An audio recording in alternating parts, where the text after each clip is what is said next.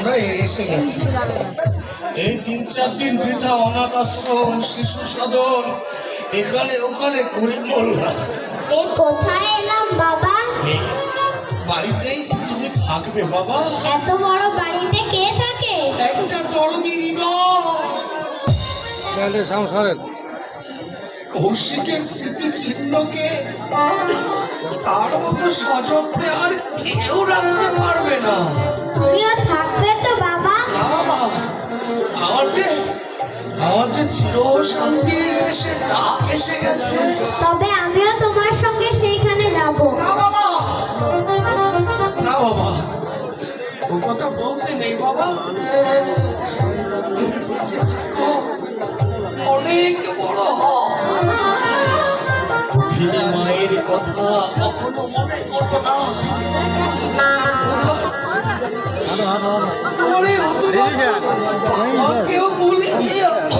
তোমাদের সবাইকে ভুলে থাকতে আমার বুঝি কষ্ট হবে না? এই দেখো না, ঠাকুরমার জন্য আমার মন কেমন করছে।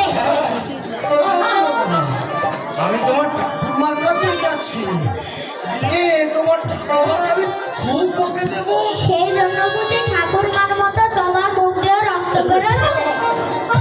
কাকুমণি যে বলেছিল মানুষ মরে গেলে আর কোনোদিন ফিরে আসে না, তুমি বুঝি আর আসবে না? এত প্রশ্ন করিস কি রে বাবা? অনেক প্রশ্ন ভগবানকে করিস, তিনি এর উত্তর আরে কথা বলছে, তারা ওখানে কথা বলছে। মাস্টার মশাই, তুমি এ তোমার কি অবস্থা? আগে তুমি এসেছো নীলিদা, তোমার দিদিমণিকে একটিবার দেখে দাও না দিদিদা। এখানে কেন?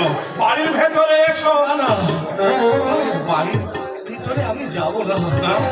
এছাড়া এত সময় আমার হাতে নেই দিদিদা। আজ আমার এই ছেলেটাকে বাঁচিয়ে রাখবার জন্যে তোমার দিদিমণির কাছে আমি এসেছি। আমি তাকে বলেছিলাম যদি কোনোদিন তাকে আমার প্রয়োজন হয় আমি তাকে ডাকবো। আজ তোমার দিদিমণিকে আমার খুব প্রয়োজন দিদিদা।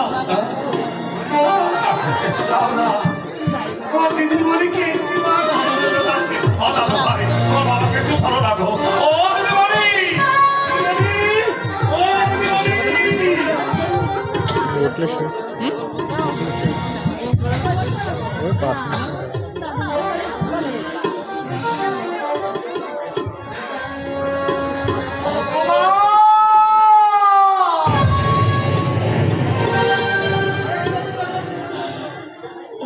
ঠাকুর,